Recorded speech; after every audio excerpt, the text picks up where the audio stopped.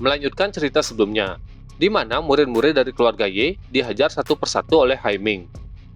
Merasa dirinya sudah tidak terkalahkan, Haiming menjadi sangat sombong. Akhirnya dia mengatakan kalau murid keluarga Ye hanyalah sampah, hingga akhirnya Ye Xingyun datang. Haiming yang sudah menunggu kedatangan Ye Xingyun, dia langsung maju untuk membunuhnya. Sebelum serangan Haiming mengenai Ye Xingyun sudah memberikan tebasan kepada Haiming. Itu membuat dengan kanan dan kaki Haiming terpotong. Tidak terima melihat anaknya dihancurkan oleh Ye Xingyun, ayah Haiming, Haidadu, dia bergegas maju untuk membunuh Ye Xingyun. Akan tetapi, seorang ahli seperti Haidadu juga dikalahkan oleh Ye Xingyun. Wasit yang bersekongkol juga maju untuk menyerang Ye Xingyun. Akan tetapi, wasit uang itu dihentikan oleh Ye King. Pada akhirnya, keributan itu dihentikan oleh penguasa kota. Putrinya, Si King, orang yang sebelumnya diselamatkan oleh Ye Xingyun dalam hutan kiamat, dia berkata ke Ye Xingyun, menanyakan apakah Ye Xingyun mau bergabung dengan Akademi Bintang. Akan tetapi, ajakan sang putri ditolak mentah-mentah oleh Ye Xingyun. Ye Xingyun bergegas pergi meninggalkan arena pertarungan. 1 bulan kemudian, Ye Xingyun sedang bertarung dengan Ye King. Mereka berdua bersenang-senang. Saat pertarungan tersebut, Ye King berkata, "Haha, apa kau pikir kau bisa mengalahkanku sekarang?" Ye Xingyun dengan yakin menjawab, "Aku akan mencobanya." Benturan kekuatan di antara mereka berdua masih berlangsung. Di antara mereka berdua sepertinya sama-sama kuat. Tidak ada yang berada dalam kondisi terpojok. Ye King menebas Ye Xingyun, akan tetapi Ye Xingyun berhasil menghindar dan melompat menjauh dari Ye King. Ye Xingyun kembali mengajak Ye King untuk berlatih. Ye King menjawab, "Hati-hati Ye Xingyun, aku akan menggunakan 80% kekuatanku." Mereka berdua kembali bertarung. Keduanya sangat menikmati latihan. Penatua Ye Jia yang melihat latihan mereka berdua memberi komentar. Basis kultivasi Penatua Agung telah mencapai tahap pertama alam Yin Point. Akan tetapi, dia masih belum bisa mengalahkan Ye Xingyun. Patriark keluarga Ye, Ye Wuhai, dia juga memberikan komentar. Xingyun semakin kuat. Dia tidak lagi seperti sebelumnya. Saat ini, Ye Xingyun sudah berada di ranah kekerasan tingkat 5. Ye King yang merasakan peningkatan kekuatan Ye Xingyun, dia berkata, "Jika ranah orang tua ini tidak lebih kuat darimu, aku takut. Dari tadi aku sudah dikalahkan." Ye Xingyun yang mendengar itu berkata, "Penatua Agung terlalu merendah. Jika bukan karena latih tanding selama 1 bulan, aku tidak akan membuat kemajuan begitu cepat. Jika Anda melakukan yang terbaik, aku pasti tidak akan bisa menjadi lawan Anda." Mereka berdua menyelesaikan latihan. Ye King menepuk bahu Ye Xingyun. Dia berkata, "Lumayan. Tapi kau hampir saja memaksaku menggunakan seluruh kekuatanku. Dan membuktikan bahwa kau cukup kuat untuk melindungi diri sendiri. Membiarkanmu berkeliaran bukanlah ide yang buruk." Patriark menghampiri Ye Xingyun. Dia berkata, "Xingyun, apakah kau benar-benar akan pergi?" Ye Xingyun menjawab, "Benar kakek. Jangan khawatir. Aku bukanlah anak kecil lagi." Penatua Ye Jia menepuk punggung Patriark. Dia menegaskan kalau Ye Xingyun itu memang bukan lagi anak kecil yang harus mereka jaga setiap saat. Penatua Ye Jia berjalan mendekati Ye Xingyun. Dia berkata, "Xingyun, kau harus ingat, kota Luo jauh lebih kejam dan dipenuhi oleh orang-orang jahat. Kau harus lebih berhati-hati." Ye Xingyun meyakinkan Penatua Ye Jia, "Jangan khawatir Penatua, aku pasti akan melindungi diriku sendiri." Paman Pang memberikan barang milik Ye Xingyun. Dia berkata, "Kapan Tuan Muda akan kembali?" Ye Xingyun menjawab, "Kemungkinan akan lebih dari 2 tahun, tapi bisa juga kurang dari 1 tahun. Paman Pang tidak perlu khawatir. Saat aku kembali, aku pasti akan menemuimu secepatnya." Ye Xingyun mengambil barang-barang tersebut. Patriark memerintahkan seseorang, "Cepat bawa kuda roh api kemari." Patriark berkata ke Ye Xingyun, "Xingyun, ini adalah kuda roh api. Di sebelah ada pelana. Di dalam tas semesta ada 200 biji benih hitam. Keluargamu tidak memiliki banyak barang yang bagus, jadi hanya ini yang bisa kami berikan." Ye Xingyun tidak berkata lagi. Dia bergegas pergi meninggalkan keluarga Ye. Dia akan mengasah kemampuannya dan berjalan keluar dari kota kelahirannya sambil ditemani oleh kuda roh api. Ye Xingyun berhenti di sebuah penginapan. Dia disapa oleh pelayan yang ada di sana. Pelayan itu menanyakan apa yang dibutuhkan Ye Xingyun. Melihat penampilan Ye Xingyun, pelayan itu berpikir, orang dari dusun mana dia berasal? Dari penampilannya, jelas kalau orang ini bukan orang kaya. Pelayan itu juga melirik keluar. Dia cukup terkejut dengan kuda roh api milik Ye Xingyun. Kuda tersebut seharga 50.000 batu roh kelas rendah. Itu membuat pelayan terkejut. Pelayan itu juga merasakan kalau anak laki-laki di depannya polos dan biasa-biasa saja. Setelah banyak berpikir, pelayan itu kembali berkata, "Siapa nama Anda, Tuan Muda? Apakah Anda akan menginap atau memerlukan kebutuhan lain?" Ye Xingyun menjawab, "Namaku Ye Xing." Jadi, Ye Xingyun menggunakan nama palsu. "Aku memesan penginapan, juga beberapa makanan." Pelayan itu tersenyum kepada Ye Xingyun. Kemudian dia mengantarkan Ye Xingyun untuk melihat kamarnya. Sesampainya di sebuah kamar, pelayan itu mengatakan kalau kamar tersebut adalah kamar terbaik yang mereka miliki. Ye Xingyun juga tidak keberatan dengan rekomendasi pelayan tersebut. Ye Xingyun memasuki kamar dan beristirahat. Dia melirik keluar jendela dan bergumam, "Aku tidak tahu bagaimana kabar Roer sekarang." Dari luar ruangan, seseorang berbicara cukup keras, sampai Ye Xingyun yang berada di dalam kamar bisa mendengarnya. Orang tersebut membicarakan tentang kuda. Salah satu lawan bicaranya berteriak, "Bagaimana mungkin tidak ada daging? Sebelumnya, aku melihat ada binatang di halaman belakang." Seorang pria gendut dengan pakaian serba mewah berisikan banyak perhiasan sedang duduk. Dia memegang kipas. Orang gendut itu berbicara ke pelayan, "Oh, begitukah? Apakah itu mahal? Apakah kau tidak mengenalku? Aku selalu memilih sesuatu yang mahal, bukan yang murahan." Pria gendut itu mengeluarkan sebuah kartu. Dia berkata, "Ini adalah kartu perak senilai 10.000 batu roh tingkat rendah. Bagaimana kalau aku menggunakan ini?" Pelayan itu masih ragu dengan tawaran yang diberikan si pria gendut. Pria gendut itu menjadi kesal. Dia bertanya, "Apakah kartu ini tidak cukup?" Pelayan di depannya mengeluarkan keringat dingin. Dia berkata, "Tuan, bukan itu masalahnya." Pria gendut menutup kipas di tangannya. Kemudian dia kembali berkata, "Tidak buruk, seleraku memang cukup mahal." Kemudian menawarkan 3 kartu perak kepada pelayan itu. Tapi hal itu tetap ditolak oleh si pelayan. Pria gendut itu menoleh ke tempat lain. Dia merasakan kalau ada seseorang yang datang. Kemudian dia berkata, "Siapa itu? Kau bahkan tidak melihatku." Ye Xingyun pun muncul. Dia berkata, "Itu aku." Pelayan mendekati si pria gendut. Kemudian dia berbisik kepadanya, "Tuan Muda Jin, kuda roh api yang kita bicarakan adalah milik putra bangsawan ini. Jadi dia tidak bisa dibunuh." Mendengar perkataan pelayan yang mengatakan orang yang datang ini adalah putra bangsawan, pria gendut itu mempertanyakan kebenarannya. Pria gendut ini berasal dari keluarga Jin. Pria gendut Jin berkata sambil menoleh ke Ye Xingyun, "Hahaha, putra bangsawan. Apakah orang ini lebih baik dariku? Di kota Luoyang, bila keluarga Jin mengatakan keinginannya, maka yang lain tidak bisa menolak. Orang ini tidak tahu seberapa luas langit. 3 kartu perak ini cukup untuk membeli beberapa kuda roh api seperti milikmu. Ambillah dan cepat keluar dari sini. Dasar miskin." Pria gendut itu memberikan penghinaan kepada Ye Xingyun. Ye Xingyun masih menuruni tangga. Pria gendut Jin yang melihat Ye Xingyun tidak menghiraukannya, dia kembali berkata, "Apa yang kau lakukan? Apa kau takut?" Ye Xingyun menjawab, "Kenapa aku harus takut?" Tuan Jin ini menjadi kesal. Dia berkata, "Dasar sombong. Apakah aku harus menghajarmu?" Ye Xingyun berhenti menuruni tangga. Wajahnya begitu dingin. Seketika, Ye Xingyun bergerak. Dia berteleportasi dan langsung menyerang pria gendut. Dengan kuat, Ye Xingyun mencengkeram wajah pria gendut, kemudian menghantamkannya ke lantai, hingga lantai di bawahnya hancur. Pria gendut itu sangat terkejut. Sebelumnya, pria gendut itu merasakan kalau pria yang dia hina hanya berada di lapisan kelima ranah kekerasan. Pria gendut itu berpikir kalau dia bisa mengundang ahli bela diri dengan kekayaan miliknya. Bahkan, ahli di lapisan Yin Poit tidak berani melawannya. Berbeda dengan pria di depannya, yang sangat berani menyerang. Ye Xingyun memegang kerah baju Tuan Jin.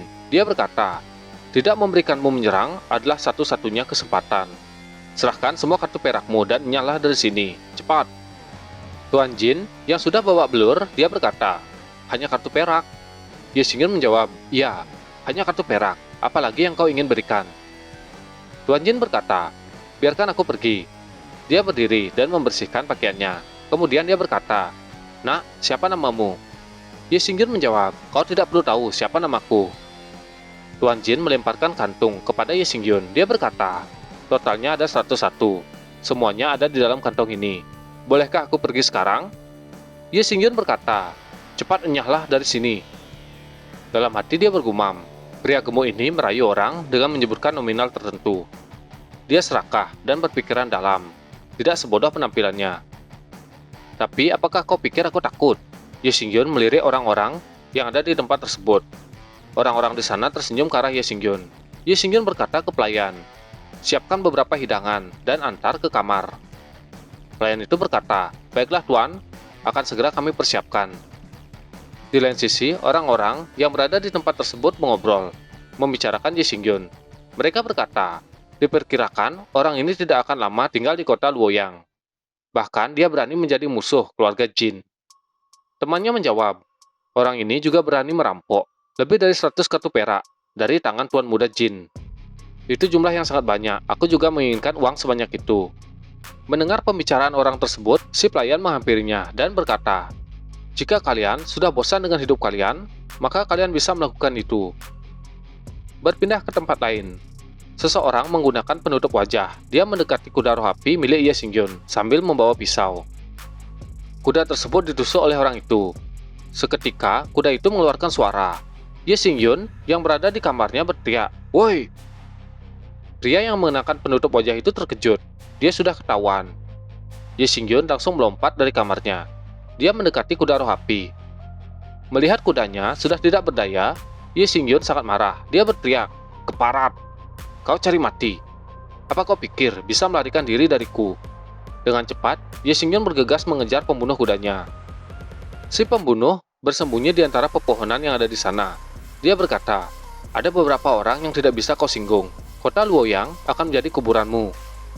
Ye Xingyun yang sudah berada di dekat pembunuh itu berkata, benarkah?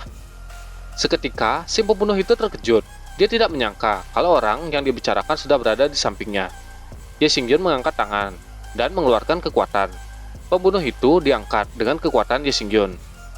Merasa sudah terpojok, si pembunuh berteriak, semuanya adalah permintaan Tuan Muda Jin. Dia memaksaku. Ye Xingyun berkata, benarkah? Aku tidak peduli siapa yang menyuruhmu. Dengan mengepalkan tangan, si pembunuh langsung dihancurkan oleh Ye Xingyun. Dia juga berkata, aku akan mengingat semua kebencian ini. Berpindah ke kota Luoyang. Seseorang berkata, oke, selanjutnya, semuanya berbaris. Yang di belakang, kau bisa maju. Ye Xingyun berada dalam kerumunan itu. Dia berkata, apakah sangat sulit untuk memasuki kota Luoyang? Pria di depannya berkata, wah, kau tidak mengetahui apa-apa ya? Hari ini adalah kompetisi pendatang baru Akademi Bintang. Jadi, semua orang yang ingin masuk hanya bisa melewati jalan ini. Seorang petugas berkata, tiketnya harus dipotong. Apa kalian dengar? Jika kalian tidak memiliki tiket, kalian harus mengantri. Seorang pria bercadar dengan topi hitam berkata, aku mau, tolong berikan aku satu tiket. Petugas itu berkata, oke, satu tiket harganya 98. Pria berpakaian hitam menyetujui harga yang diberikan. Ye Xingyun yang berada di belakangnya merasa, orang yang berpakaian serba hitam di depannya tidak asing. Kembali ke Ye Xingyun. Biksu di depan Ye Xingyun berkata, nak, aku tahu kalau kau sedang terburu-buru untuk memasuki kota. Tapi jangan seperti dia. Amitabha, ini adalah kota Luoyang, bukan kota kecil. Rutinitasnya sangat padat. Meskipun jalan lain bisa memasuki kota, semua jalan itu diblokir. Namun saat ini, tempat-tempat tersebut digunakan untuk kompetisi pendatang baru Akademi Bintang. Ini tidak seperti kompetisi, lebih seperti medan perang. Orang gemuk itu menemui jalan buntu. Tentu saja, dia perlu mengantri. Berpindah ke tempat lain, banyak orang berlarian. Itu adalah sebuah pasukan.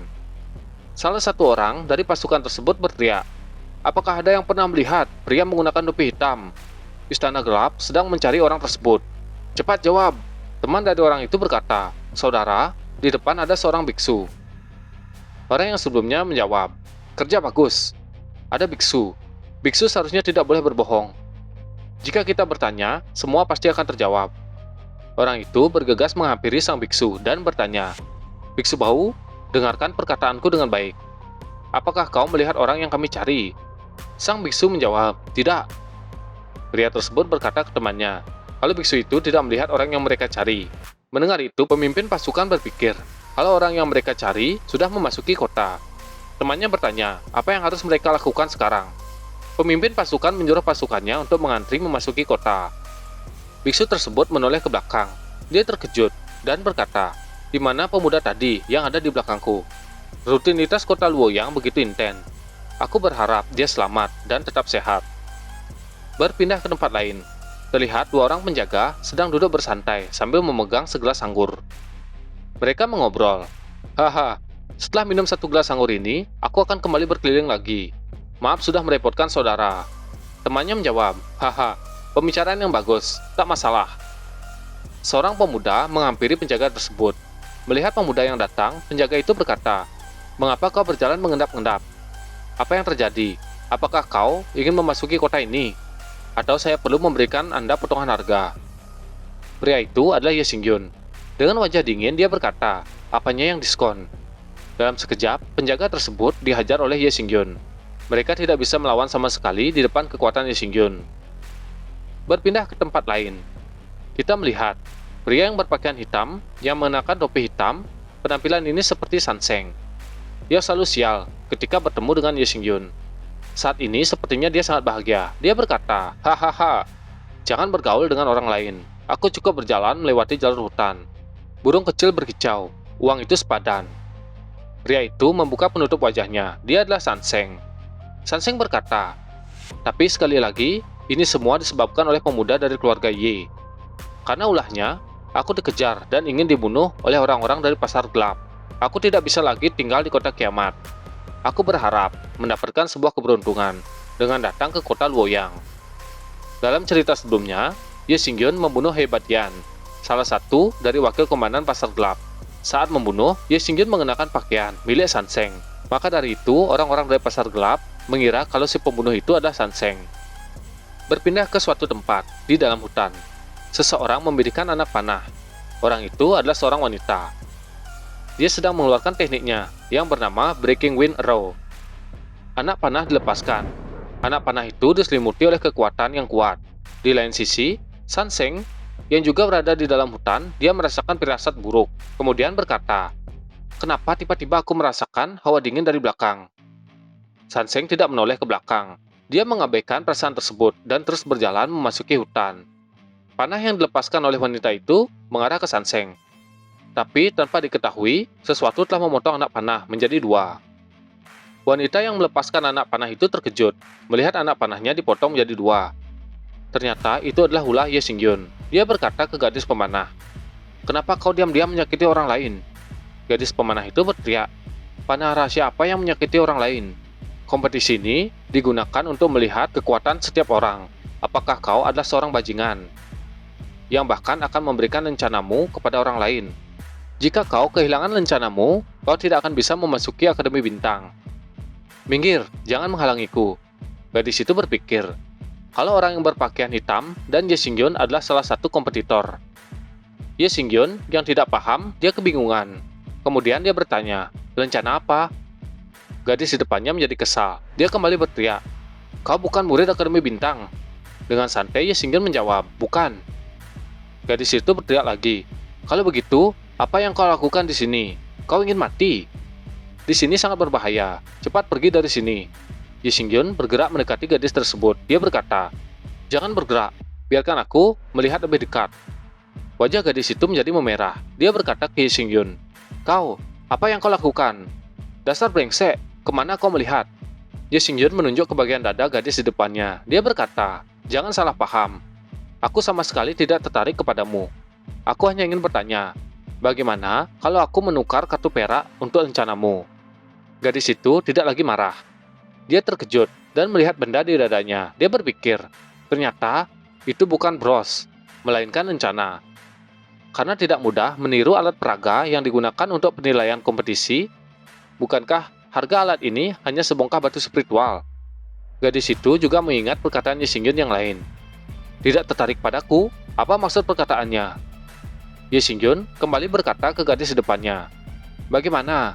Apakah kau sudah mempertimbangkan penawaranku?" Gadis itu berbalik. Dia berkata, "Nyala dari sini.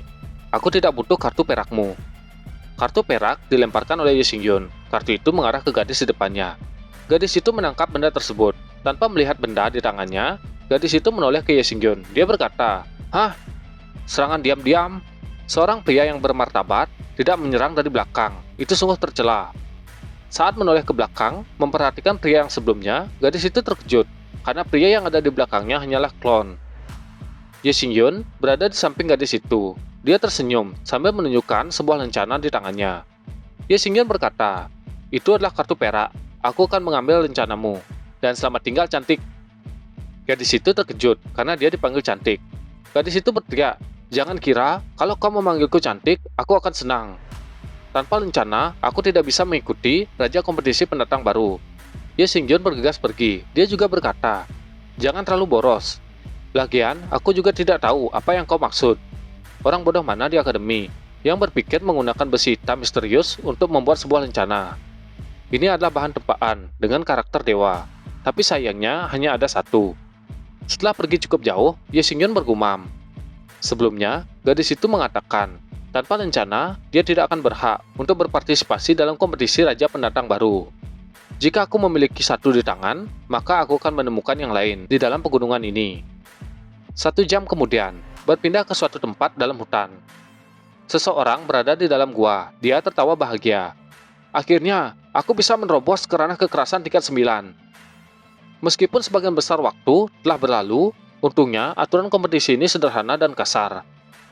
Seorang pria berwajah aneh, dia bernama Li Kaitian. Li Kai ini berkata, "Selama aku mendapatkan banyak lencana, aku akan menjadi raja pendatang baru. Sepertinya aku akan menjadi protagonis dari kontes pendatang baru ini." Pria itu menarik napas dalam-dalam dan keluar dari gua tersebut. Dia berkata, "Aku sudah merasakan napasmu. Maaf teman sekelas, kau tidak boleh sama denganku menjadi tokoh utama. Di mataku, di depanku, tempat kompetisi dari para pemula seperti ladang gandum yang menunggu untuk dipanen. Biarkan aku mengambil sebanyak yang aku bisa." Pria Li Kai ini melompat dari gua menuju ke dalam hutan. Dia mendarat di depan peserta lain. 2 peserta yang melihat kedatangan Li Kai, mereka terkejut dan berteriak, "Wow, dia adalah seorang master." Li Kai melihat pria di depannya. Dia mendengar perkataan pria tersebut. Kemudian Li Kai berkata, "Kau bisa menyebutku seperti itu. Cepat serahkan semua lencana kalian." Kedua orang itu menundukkan kepalanya. Mereka berkata, "Lencana kami sudah direbut oleh orang asing." Li Kai menjadi kesal. Dia berteriak, "Apa? Kalian tidak punya lencana? Terus, kenapa kalian masih tetap di sini? Kalian membuang-buang waktuku saja." Setelah melampiaskan amarahnya, Li Kai pergi mencari peserta lain. Dia bergumam, "Sialan, ini tidak bisa dibiarkan. Huang Ging tidak memberiku banyak waktu." Sesaat, Li Kai bertemu dengan peserta lain yang sedang memasak makanan. Dia sangat kesal dan menghancurkan makanan tersebut. Li Kai berteriak, "Apa? Tidak ada lencana? Kalian ingin menipuku? Cepat berikan semua lencana kalian. Bisakah kalian semua serius? Ini adalah kompetisi raja pendatang baru." Berpindah ke tempat lain, Li Kai kembali marah-marah. Dia berteriak, "Jika kalian tidak memiliki kualifikasi, pulang saja bajingan. Apa kalian di sini untuk memancing? Apa kalian di sini untuk berlibur?" Sanseng juga berada di sana. Dia dibentak oleh Li Kai. Sanseng yang ketakutan, dia berkata, "Aku sungguh minta maaf. Aku tidak memiliki apa yang kau inginkan. Bahkan aku bukan siswa dari akademi ini." Mendengar itu, Li Kai berpikir, apa yang terjadi dalam kompetisi raja pendatang baru? Sungguh sangat berantakan. Kemana perginya lencana-lencana tersebut? Para peserta yang melihat Ye Xingyun, mereka berteriak, "Kakak Kaitian, orang inilah yang merebut lencana kami." Peserta itu menunjuk ke Ye Xingyun. Li Kai berbalik dan melihat Ye Xingyun. Dia langsung menebaskan pedangnya ke arah Ye Xingyun. Li Kai ini sangat kesal. Dia juga berteriak, "Aku pendekar pedang Tian Kai yang baru lahir. Aku hanya membutuhkan satu tebasan untuk melawanmu. Beri aku semua lencanamu." Dengan sekali tebas, Ye Xingyun memotong pedang Li Kai. Dia bergerak secepat kilat. Akhirnya, Li Kai dikalahkan dengan satu tebasan. Dia terjatuh dan tidak bisa berdiri lagi. Ye Xingyun berjalan tanpa melihatnya. Dia berkata, "Aku akan mengambil rencananya saja. Suasana hatiku sedang baik hari ini, jadi aku akan melepaskanmu." Li Kai bersedih mengetahui keadaannya. Dia berkata, "Jangan berbicara seni bela diri denganku. Mengetahui aku seorang pendekar pedang, dan kau telah memotong pedangku. Itu menghancurkan harga diriku.